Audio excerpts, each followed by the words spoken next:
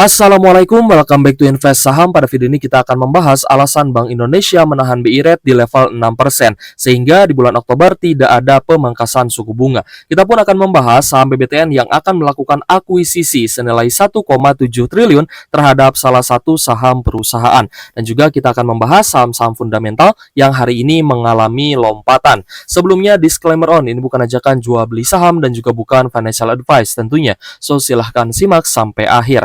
Nah, jadi hari ini sudah resmi adanya pengumuman dari Bank Indonesia terkait BI Rate yang ditahan di level 6%, sehingga untuk bulan Oktober ini tidak ada pemangkasan suku bunga dari Bank Indonesia. Jadi kita berharap ya bahwa Bank Indonesia ini akan memangkas suku bunganya kembali itu di bulan November setelah The Fed kemungkinan besar akan kembali pangkas suku bunga di awal November mendatang. Berbeda dengan negara Thailand guys ya, di mana Thailand sudah mulai memangkas suku bunga acuannya kembali ke level 2,25%. Lalu untuk Bank Indonesia sendiri memang beberapa alasan yang cukup kuat guys ya, sehingga di bulan Oktober ini tidak kembali pangkas suku bunga. Salah satunya adalah untuk memastikan agar rupiah tetap menguat. Dan yang kedua adalah ya alasannya yaitu agar supaya tidak terjadi outflow besar-besaran terutama dari Indonesia. Karena kalau misalkan terjadi outflow yang besar di tengah kondisi geopolitik yang sedang tidak menentu seperti ini, maka ini akan menjadi sentimen negatif ya, baik itu untuk obligasi Indonesia dan juga untuk saham-saham yang ada di IHSG. Seperti itu guys. Nah, kalau misal kita lihat guys ya, memang rupiah kita hari ini mengalami penguatan kembali 0,4% di level Rp15.520 per sahamnya. Jadi Bank Indonesia tidak memangkas suku bunga itu bukan berarti adanya sentimen negatif, tapi maksud dan tujuan agar supaya rupiah kita tetap menguat, karena kalau misalkan rupiah kita tetap menguat maka market saham juga akan tetap stabil ya, seperti itu. Jadi pangkas suku bunga atau tidak pangkas suku bunga, jika memang tujuannya adalah untuk menstabilkan rupiah, maka ini akan menjadi hal yang positif seperti itu. Karena kita melihat ya di mana DXY atau dollar index ini semakin naik kembali atau semakin menguat kembali sehingga mengancam penguatan rupiah. Jadi ini adalah langkah yang tepat guys ya dari Bank Indonesia. Mereka tidak pangkas suku bunga agar rupiah kita tetap terjaga nilainya dan juga tidak terjadi outflow besar-besaran. Sedangkan untuk US 10 years bond yield ya guys ya, untuk obligasi Amerika Serikat kita lihat juga masih oke ya, di mana nilainya masih turun. Ini berarti IHSG ada potensi untuk lanjut mengalami kenaikan, dan hal itu pun ya bisa kita lihat pada hari ini. Untuk US inflation year on year juga bagus guys ya, di mana The Fed kemungkinan besar masih akan pangkas suku bunga terutama di awal November mendatang ya, dengan melihat tingkat inflasi Amerika Serikat yang masih turun ya guys ya ke level 2,4%-an. Nah, jadi untuk proyeksi pemangkasan suku bunga The Fed itu akan terjadi kembali kemungkinan besar ya di 7 November mendatang guys ya, sekitar beberapa minggu lagi ya dari sekarang, seperti itu, di mana konsensus sebesar 86,6% ini memperkirakan bahwa The Fed akan kembali pangkas suku bunga, sehingga langkah tersebut kemungkinan besar juga akan diikuti ya oleh Bank Indonesia. Mereka akan pangkas suku bunga lagi sehingga ini bisa menjadi stimulus ya terhadap perekonomian di Indonesia. Seperti itu. Jadi sejauh ini ya selama bulan Oktober kita akan melihat bahwa rupiah kita diharapkan bisa stabil, dan hal itu pun ya agar menjaga supaya tidak terjadi capital outflow yang besar ya dari Indonesia dan juga dari IHSG tentunya. Nah, seperti yang tadi kita bahas ya, di mana ketika US 10 years bond yield-nya masih turun, maka IHSG ini berpeluang untuk rebound lagi, untuk naik lagi. Kita sempat bahas reboundnya IHSG itu di tanggal 11 Oktober 2024 dan sudah mulai terlihat guys ya, di 3 hari terakhir ini IHSG terus mengalami penguatan. Hari ini menguat 0,29% ya, meskipun masih ada net sell nih dari investor asing, tapi kita melihat saham-saham big banks ini mulai diakumulasi kembali. Oke guys, jadi ini menjadi sentimen yang positif guys ya, di mana Bank Indonesia bermaksud untuk tetap menstabilkan rupiah kita, sehingga Bank Indonesia belum memangkas suku bunganya lagi di bulan Oktober ini. Tapi ya karena memang untuk penstabilan rupiah kita, maka di sini kita melihat bahwa hal itu juga akan menjadi sentimen yang positif. Tinggal kita hold saja saham-saham bagus karena sebentar lagi akan rilis ya laporan keuangan kuartal 3 2024 ini, sehingga kita bisa menilai apakah kinerja saham yang kita investasikan itu kinerjanya bagus atau tidak. Nah, apakah ada saham lain yang lebih bagus kinerjanya atau tidak? baik secara kinerja laba bersih maupun besaran dividen. Dan tentunya ini akan sangat teman-teman perhatikan ya, terutama untuk yang melakukan dividen investing seperti itu. Jadi kita akan membahas juga guys ya terkait dengan akuisisi bank syariah yang akan dilakukan oleh BBTN senilai 1,7 triliun rupiah.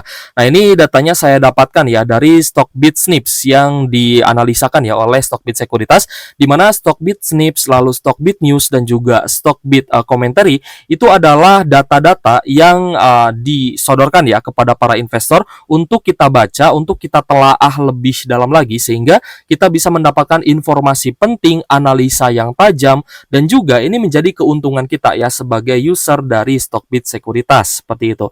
Nah, jadi selain untuk melakukan analisa, saya pun menggunakan Stockbit Sekuritas ini untuk berinvestasi ya, karena akan lebih cepat guys. Dimana ada kolom berita ya, ada kolom news, ada kolom laporan keuangan dari satu aplikasi saja ya, hanya menggunakan Stockbit Sekuritas kita sudah disuguhkan ya dengan berbagai fitur yang sangat lengkap sehingga kita tidak usah lagi cari-cari di luar Stockbit Sekuritas seperti itu. Jadi untuk teman-teman yang ingin mendaftar, linknya sudah saya taruh di kolom deskripsi seperti itu.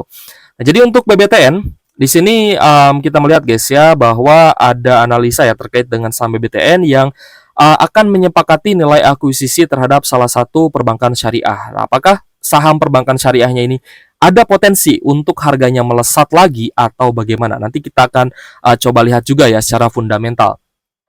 Kontan melaporkan bahwa Bank Tabungan Negara atau BBTN telah menyepakati nilai akuisisi sebesar 1,7 triliun rupiah dengan calon bank syariah yang akan diakuisisi untuk menjadi cangkang dari spin-off unit usaha syariah atau UUS ya, BTN Syariah gitu ya.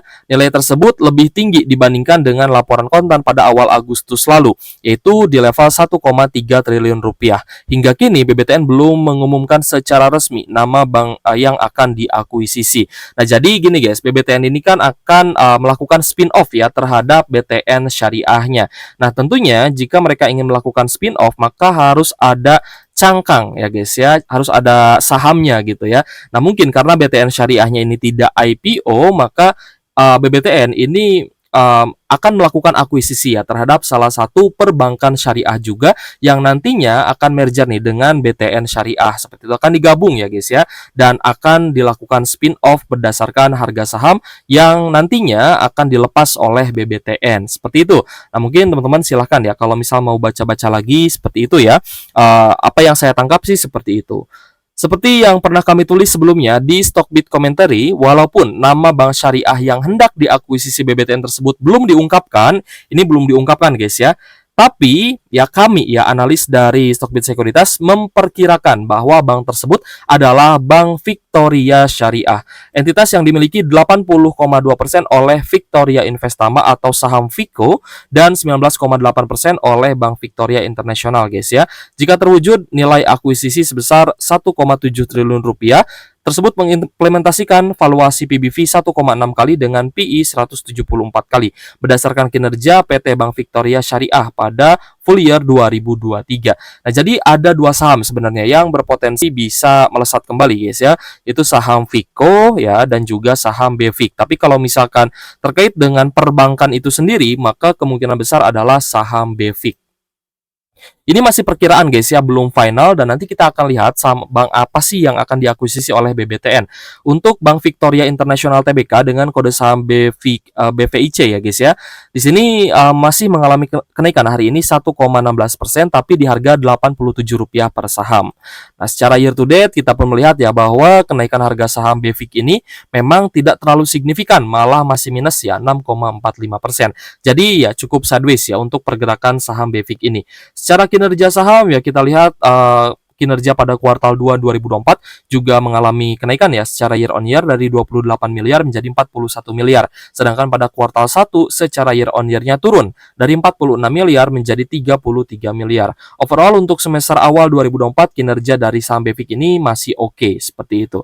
Dan secara valuasi kita lihat P ratio di angka 9 kali dengan PBV 0,35 kali, yang kemungkinan besar kita melihat ya PER dan PBV dari BVIC ini sendiri memang tidak terlalu mahal ya. Namun dari sisi pendapatan juga kita lihat meskipun ada kenaikan ya pada semester awal 2024, tapi secara kinerja saham kita lihat belum ada kenaikan yang signifikan seperti itu. Apalagi sahamnya juga tidak rutin bagi dividen ya. Nah, jadi untuk saham BVIX sendiri kita melihat memang belum terlalu menarik. Jadi kita tunggu dulu nih guys. Kita tunggu dari sisi kepastiannya. Ya, apakah memang BBTN ini akan mengakuisisi BVIX atau tidak seperti itu, atau mungkin ada bank lainnya.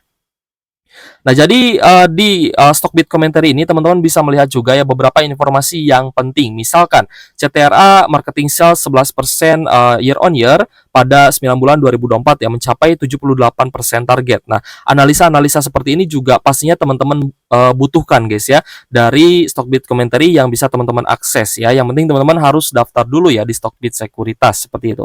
Lalu ada berita juga dari BRMS, lalu Beli ya atau Bukalapak, lalu ada PTBA juga, SMGR, Link, dan MTDL seperti itu.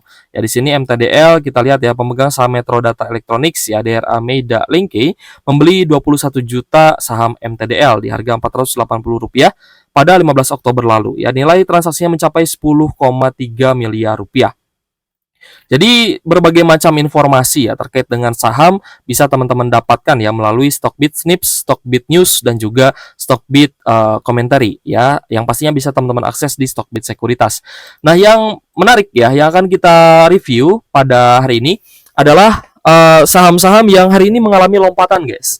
Saham-saham yang naik gitu ya, tiba-tiba naik sebelum closing market.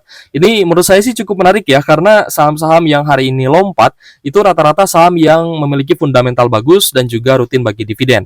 Nah, jadi misalkan contohnya hari ini adalah saham ABMM ya. Untuk ABM Investama hari ini closing di Rp4.260 per saham dengan kenaikan 5,19%. Dan memang sejak awal sesi ABMM ini sudah mulai naik sebenarnya, tapi di akhir sesi itu naiknya cukup signifikan ya, dari 4.100 naik ke Rp4.260 per saham. Gitu. Jadi kita cukup kaget nih, ada apa nih ya? Tapi usut punya usut guys, ya ini masih rumor saja. Katanya kuartal 3-nya bagus gitu ya. Katanya kuartal 3 bagus. Ya kalau misalkan secara year on year di angka 700 miliar pun ya sudah bagus. Berarti kan ada kenaikan. Yang berarti kita belum tahu nih kenaikannya sebagus apa. Apakah lebih bagus ya dan mencapai angka triliunan atau masih di 700-an miliar saja. Yang pastinya rumor tersebut mengatakan bahwa akan ada kenaikan laba bersih dari ABMM. Seperti itu guys. Jadi untuk saham ABM Investama juga beberapa waktu ini ya dirumorkan akan mengakuisisi kembali tambang batubara yang baru seperti itu. Selanjutnya kita bahas saham ITMG. Ini hanya review aja guys ya, tapi memang memiliki fundamental bagus dan rutin dividen. Untuk ITMG ini dia lompatnya malah turun ya guys ya. Dari sekitar 26.100 ya ke level 25.850 untuk closing hari ini dan minus 1,15%.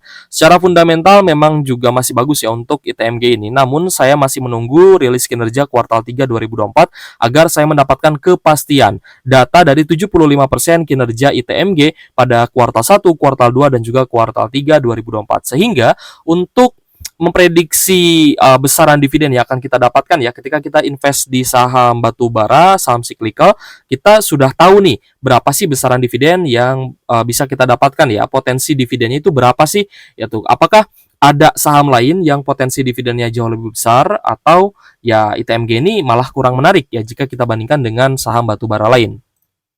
Selanjutnya kita melihat ada kenaikan yang cukup signifikan itu di BNGA. Hari ini BNGA naik 2,38% dan kenaikannya ini setelah dia sideways ya sepanjang sesi hari ini. Closing di 1935 per saham. Kembali lagi di sini saya juga masih menunggu guys ya rilis laporan keuangan kuartal 3 2024. Tapi kemungkinan besar akan positif ya seperti itu karena memang memiliki fundamental bagus ya dan manajemennya juga oke. Lalu saham Akra yang hari ini juga closing ya dengan kenaikan 2,74% di level Rp1.500 per saham. Kemarin itu sempat anjlok guys ya beberapa hari terakhir karena ada kasus kebakaran ya terkait dengan smelter PT Freeport yang berada di kawasan industrinya Akra. Jadi kawasan industrinya milik Akra, namun smelternya itu milik PT Freeport. Jadi yang kebakaran adalah smelter PT Freeport. Tapi yang tercatat ya sebagai saham yang ada di bursa efek ya adalah Akra. Jadi yang terkena penurunan harga sahamnya ya Akra, seperti itu. Tapi secara fundamental ya tidak ada masalah dan juga masih rutin bagi dividen. Apalagi biasanya setelah kuartal 3 Akra ini bisa kembali bagi dividen interim seperti itu. Jadi masih kita tunggu guys ya untuk dividen interim dari Akra ini. Selanjutnya adalah saham SS atau S Hardware. Hari ini mengalami kenaikan 2,86% di level Rp900 per saham, juga menjadi salah satu saham yang secara fundamental bagus dan hari ini mengalami lompatan harga. Lalu ada saham apa yang hari ini juga naik guys ya, ada lompatan sebesar 2,7% di level Rp950 per sahamnya. Secara fundamental oke, dan kita lihat juga year on year masih ada kenaikan guys ya, terutama di kuartal 1 2024, sedangkan di kuartal 2 ada sedikit koreksi untuk saham apa. Selanjutnya adalah apa nih guys? Oh, apa semua ya? Kayaknya nggak ada lagi. Auto udah belum guys? Auto belum ya? Auto tadi ada lompatan harga juga sebenarnya.